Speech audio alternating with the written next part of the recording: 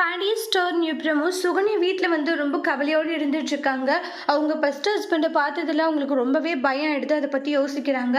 கோமதி இருந்துட்டு என்னடா ஆச்சு, அவள் வந்தப்ப இப்படியே இருக்க அப்படியே அறிஞ்ச மாதிரி என்னாச்சுன்னு உடனே இல்லைக்கா அது என்னடா ஆச்சுன்னு சொல்லி பழனி கேட்குறாங்க. அதுக்கு பழனி இருந்துட்டு அக்கா சுகன்யா அவங்களுடைய ஃபர்ஸ்ட் ஹஸ்பண்டை பார்த்தானோடனே எல்லாருமே ஷாக் ஆகுறாங்க. பிரச்சனை பண்ணானா, பிரச்சனை பண்ணலக்கா எனக்கே தெரியல, ஆனால் பார்த்தேன், அப்புறம் கொஞ்ச நேரம் கழிச்சு தான் அவள் எனக்கு விஷயத்தவே சொன்னான்றாங்க. அவள் அதனால தான் பயந்து போயிருக்கா. இங்க பாரு சுகன்யா, டிவோர்ஸ் ஆயிடுச்சுல, அப்புறம் ஏன் நீ ஃபீல் பண்ணிட்டு இருக்க? அவன் இனிமேல் ஏதாச்சும் பிரச்சனை பண்ணுவானா? உன் கூட பழனி இருக்கிற போது உனக்கு என்ன பிரச்சனை சொல்லு, நீ அதை நினைச்சு கவலைப்பட வேண்டாமா, நீ தைரியமா இருன்றாங்க. அவனால உன்னை ஒன்றும் பண்ணிட முடியாது, நீ அதெல்லாம் நினைச்சு பெருசா நீ கவலைப்படாத அப்படின்ட்டு எல்லாம் சொல்லிட்டு சமாதானப்படுத்துறாங்க. இதுக்காக இவ்வளவு ஃபீல் பண்ற அப்படின்ட்டு எல்லாரும் சுகன்யாவை ஆறுதலா பேசிட்டு இருக்காங்க.